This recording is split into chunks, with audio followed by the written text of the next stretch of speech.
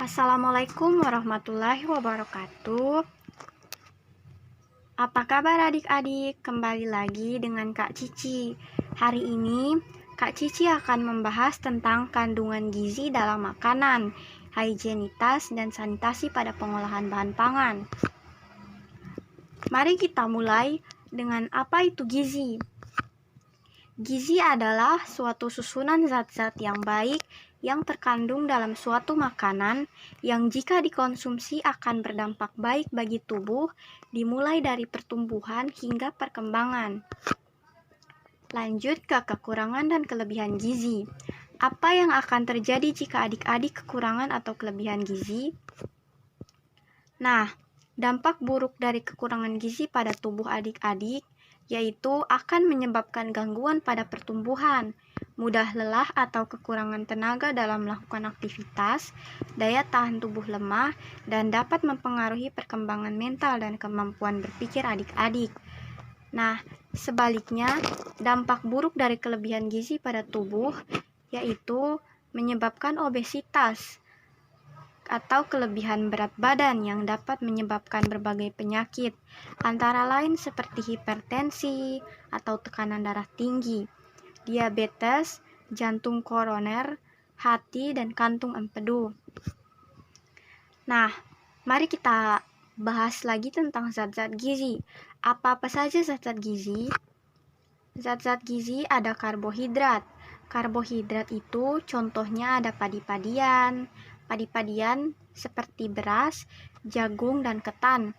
Umbi-umbian seperti singkong, ubi jalar, kentang, dan talas. Ada juga sagu, mie, roti, dan pisang. Lanjut ke lemak. Lemak terdiri atas dua macam, lemak tidak jenuh dan lemak jenuh. Contoh lemak tidak jenuh ada beberapa macam minyak, yaitu minyak zaitun, minyak wijen, minyak kedelai, dan lain-lain. Kacang-kacangan seperti almond, hazelnut, kacang tanah, dan kacang mede. Sumber lemak juga dari ikan. Lemak jenuh seperti kue panggang, kerupuk, popcorn, keju, coklat, ayam goreng. Daging tinggi lemak seperti sapi, kambing, dan domba. Susu tinggi lemak, mentega, es krim, dan minyak kelapa. Protein, ya, contoh protein hewani seperti daging ayam, sapi, kambing, hati ayam, hati sapi, telur, dan susu. Sedangkan contoh protein nabati, kedelai, kacang-kacangan seperti kacang polong, kacang merah, dan kacang hijau, dan produk olahan kacang-kacangan. Vitamin biasanya ada pada buah-buahan dan sayur-sayuran. Mineral terdiri dari kalsium, lambangnya Ca. Magnesium, lambangnya Mg. Natrium, lambangnya Na.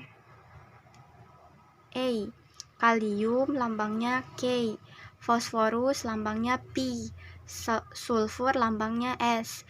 Zat besi, lambangnya Fi. Klorida, lambangnya Ci. Zinc, Zn. Selenium, Si. Dan lodium, lambangnya L. Lanjut ke higienitas dan sanitasi pada pengolahan bahan pangan. Mari kita bahas pengertian sanitasi dan hygiene. Hygiene atau higienitas adalah upaya kesehatan dengan memelihara kebersihan, dengan cara memelihara dan melindungi kebersihan lingkungan dari subjeknya, seperti mencuci tangan dengan air bersih dan sabun, mencuci piring, dan membuang makanan yang rusak untuk melindungi keutuhan makanan secara keseluruhan. Sedangkan sanitasi adalah suatu upaya pencegahan atau bentuk tindakan pencegahan untuk membebaskan makanan dan minuman dari segala bahaya yang dapat mengganggu kesehatan, dimulai dari sebelum makanan itu diproses, selama dalam proses pengolahan, penyimpanan, pengangkutan, penjualan, sampai saat di mana makanan dan minuman itu dikonsumsi oleh masyarakat atau adik-adik. Nah, lanjut ke prinsip hygiene dan sanitasi makanan. Apa-apa saja ya prinsipnya? Ayo kita lihat. Nah, pemilihan bahan yang tepat. Bahan-bahan yang masih mentah akan diangkut dan disimpan terpisah dari bahan baku lainnya dan bahan-bahan yang bukan bahan pangan. Berikut penyimpanan bahan makanan. Kerusakan bahan makanan dapat terjadi karena tercemar bakteri. Adanya enzim dalam makanan yang diperlukan dalam proses pematangan, seperti gesekan tekanan, benturan, dan lain-lain. Untuk mencegah terjadi kerusakan dapat dikendalikan dengan pencegahan pencemaran bakteri. Pengolahan makanan adalah proses perubahan bentuk dari bahan mentah jadi makanan langsung siap saji. Lanjut ke gizi seimbang. Yang dimaksud gizi seimbang itu sebagai berikut. 1/2 makanan pokok dan lauk pauk, 2/3 untuk makanan pokok, 1/3 untuk lauk pauk, 1/2 piring untuk buah-buahan dan sayuran, 2/3 untuk sayuran, 1/3 untuk buah-buahan. Contoh penerapannya dalam piring: perbanyak protein dari ikan dan kacang-kacangan, kurangi konsumsi daging, lauk pauk sumber protein, makanan pokok sumber karbohidrat, pilih karbohidrat kompleks seperti nasi merah dan gandum, buah dan sayur 1/2 piring, mentah atau dimasak sebentar, hindari dalam bentuk gorengan, konsumsi lebih dari 1 jenis sayur dan buah. Nah, hidup bersih dan aktivitas. Apa-apa saja yang harus dilakukan? Mari kita simak. Hidup bersih. Rutin cuci tangan dengan sabun atau hand sanitizer dengan 6 langkah cuci tangan dan membersihkan rumah. Aktivitas fisik yang dianjurkan ialah 150 menit aktivitas fisik sedang setiap minggu, setara dengan 30 menit per hari selama 5 hari, atau bisa juga 75 menit aktivitas berat selama seminggu, setara dengan 15 menit per hari selama 5 hari. Jenis aktivitas fisik, ada aktivitas ringan. Apa saja aktivitas ringan? Aktivitas ringan bisa berjalan santai, bekerja dengan komputer, membaca, menulis, cuci piring, memasak, dan menyapu.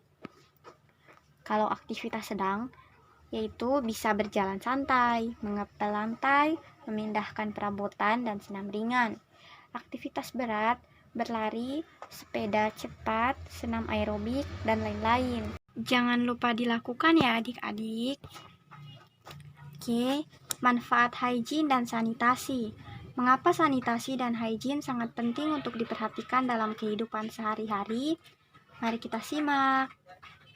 Nah, memastikan tempat beraktivitas bersih, melindungi setiap individu dari faktor lingkungan yang dapat merusak kesehatan fisik dan mental, tindakan pencegahan terhadap penyakit menular, dan tindakan pencegahan terhadap kecelakaan kerja.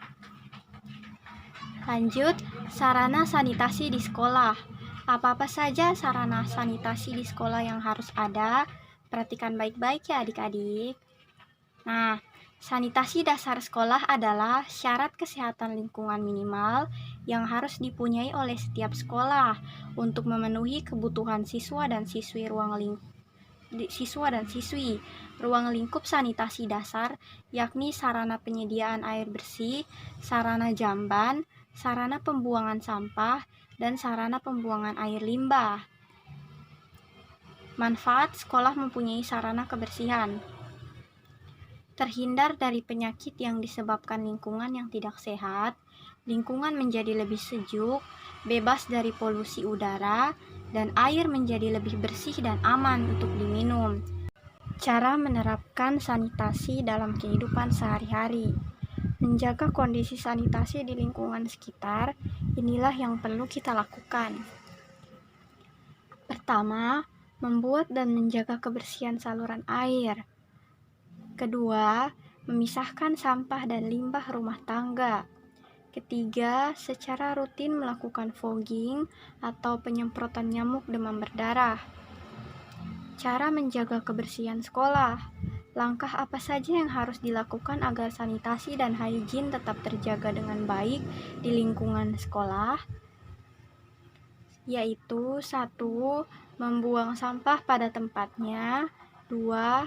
Melaksanakan piket kebersihan kelas. 3. Melakukan kerja bakti sesuai dengan ketentuan sekolah. atau yang biasa adik-adik sebut Jumat bersih. Keempat, membersihkan dan merapikan peralatan ataupun fasilitas kelas sekolah. Oke, sekian dari Kak Cici. Semoga bermanfaat ya adik-adik. Semoga adik-adik paham dengan materi yang kakak jelaskan. Sekian, wassalamualaikum warahmatullahi wabarakatuh.